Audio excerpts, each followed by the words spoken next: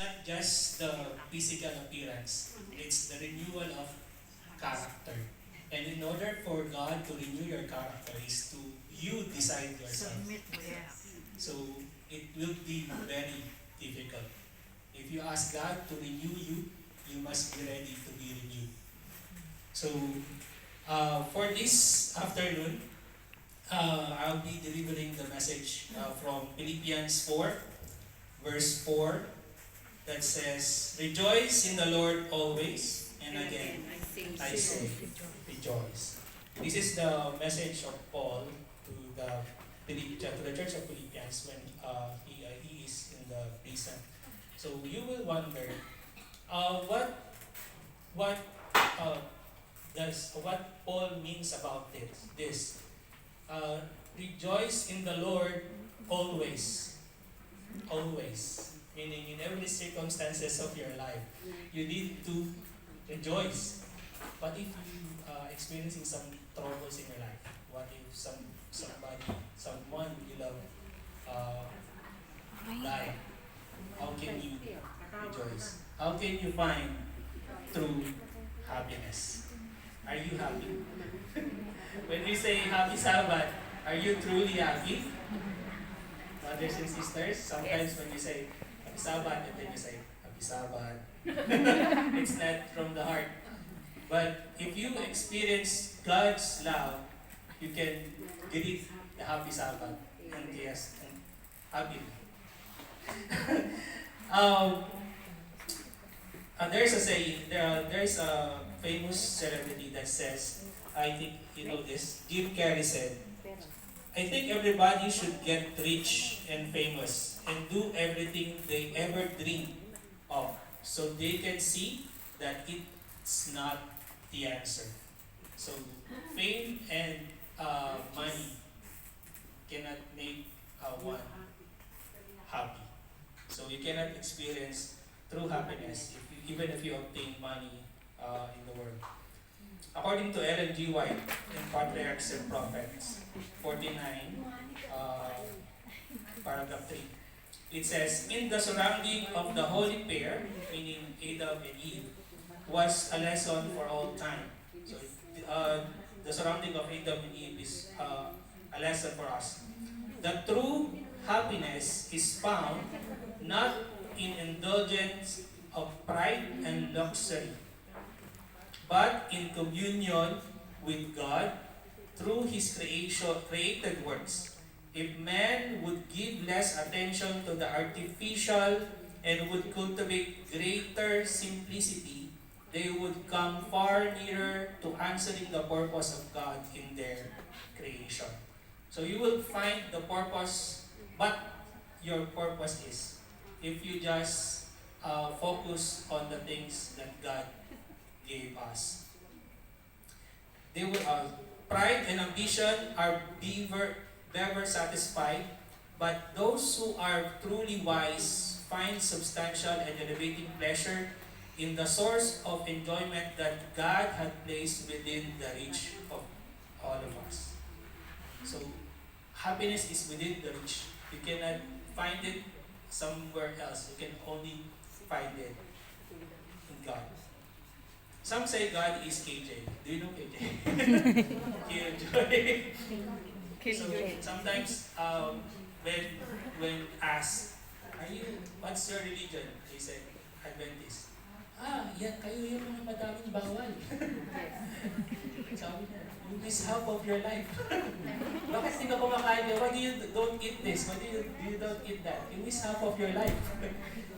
So, I just said, those things are not, sabi ko na lang, hindi yan pinagbabawal sa akin. Pinagbabawal yan sa inyo. Kasi hindi ako kumakain yan talaga. I don't eat that. But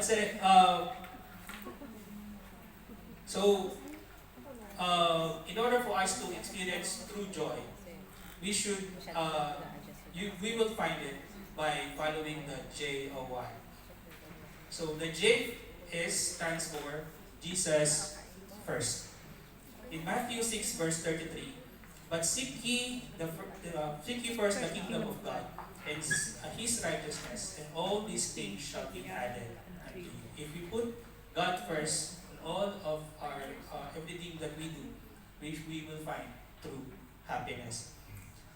Blaise Pascal said, "There is a God-shaped vacuum in the heart of every man, which cannot be satisfied by any created thing, but only by God, the Creator made known through Jesus Christ." Blaise Pascal is a mathematician, and I think he is also a theologian, but he said, each one of us has a heart-shaped vacuum or heart-shaped void.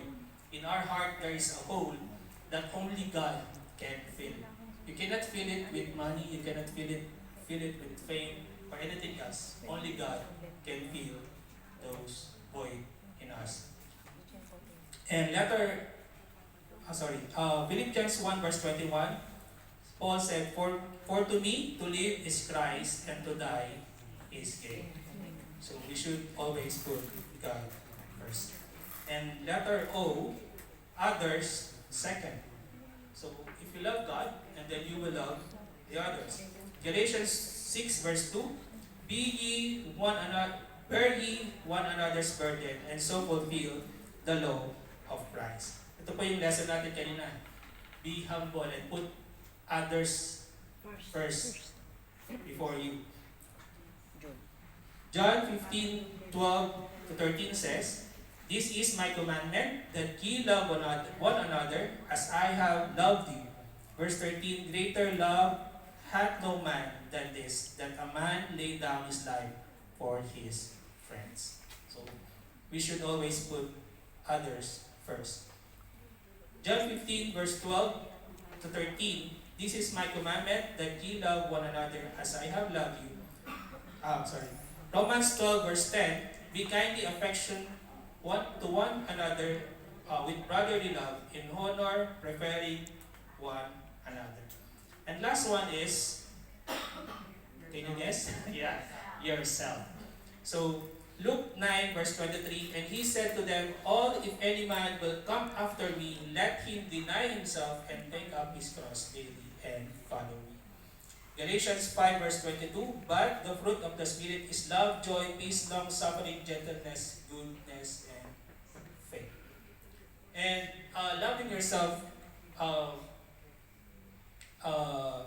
there is 3 persons that you should love according to the Great Commandments. You know the Great Commandments? It's found in Matthew 22, 37 to 39.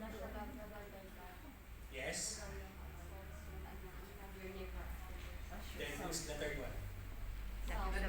Yeah. So, he said that Jesus said unto him, "Thou shalt love the Lord thy God with all thy heart and with all thy soul and with all thy mind." First one, love the Lord thy God. Second one, this is the first and greater commandment. Love, and the second is like unto it, "Thou shalt love thy neighbor as thyself." So you cannot love your neighbor if you don't love yourself. So the way you love yourself, the way you treat others will be the way you treat yourself.